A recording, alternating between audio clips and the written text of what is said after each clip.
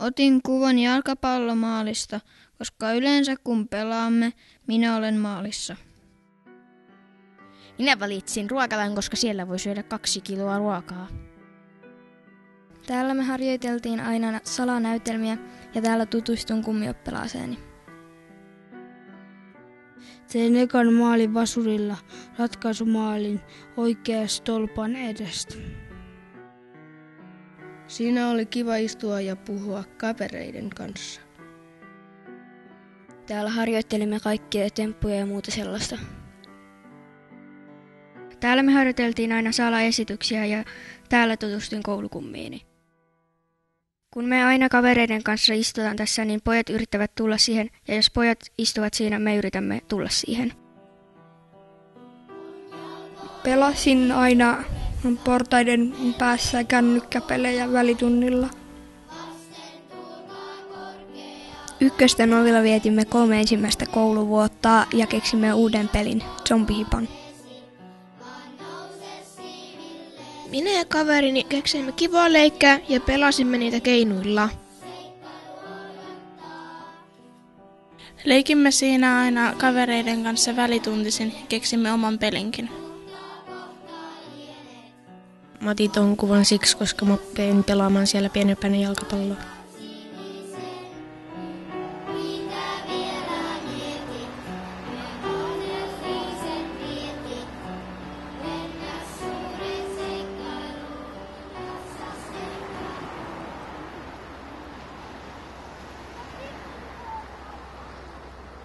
Entinen merikapteeni, liikemies Oskar Heine, rakennutti 1900-luvun alussa persoonallisen huvilan aivan meren rantaan, Porin Mäntyluoto.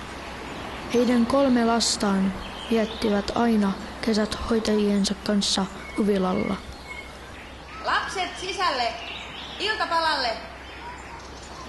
Heti iltapalalle! Joo. Huvila myytiin Porin kaupungille vuonna 1921 ja siihen perustettiin koulu. Tiloissa on toiminut myös lääkäri, neuvola ja merimiesten työnvälitystoimistokin. Huomio, huomio, Suomen Yleisradio. Lahti, Helsinki, Viipuri, Oulu, Pori, Tampere, Turku, Pietarsaari ja Sortavala. Kouluradion kansakoulua varten tarkoitettu lähetys alkaa. Hyvää päivää, lapset. Valmiina.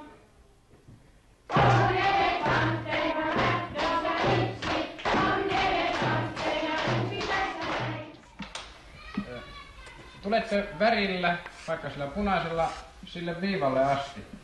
Sen jälkeen seuraava tyhjää, mutta tuosta kuvion rajalla jälleen värit.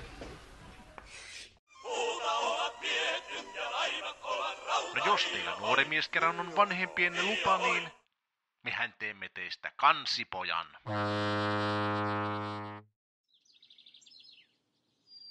Syksyllä 1939 avattiin uusi koulurakennus huvilan viereen. 3 kuukauden päästä alkoi talvisota. Neuvostoliitto pommitti rajusti Poria talvisodan aikana. Mäntyluotoon pudotettiin pommeja 12 päivänä.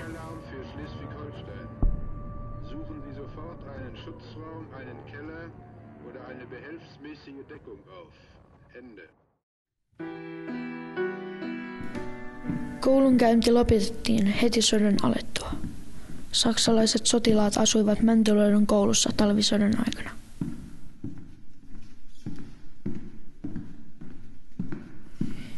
Mitä salaisuuksia seinät kätkevätkään sisäänsä siltä ajalta?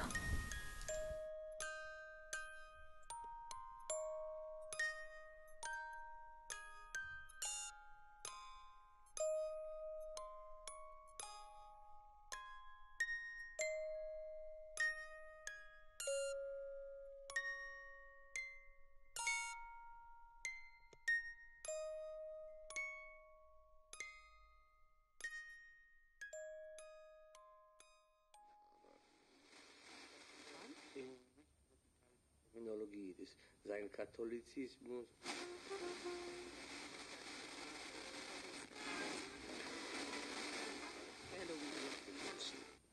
Berliner Tageblatt. Loputtomasti kapenevia salakäytäviä ei monikaan ole uskaltanut käydä tutkimassa.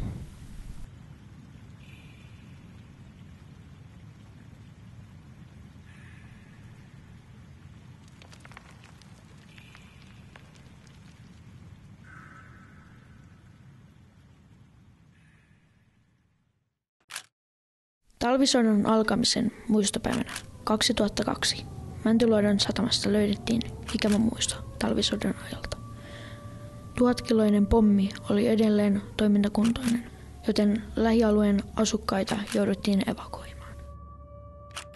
Mäntyluodon koulusta tehtiin evakuointikeskus.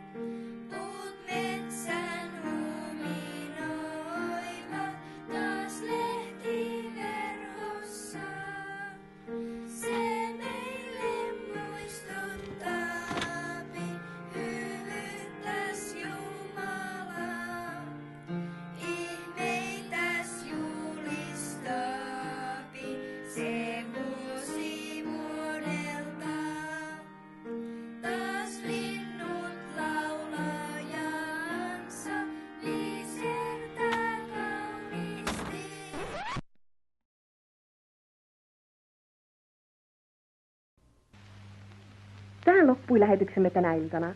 Toivotan kaikille kuuntelijoillemme hyvää yötä ja hyviä unia. Bye.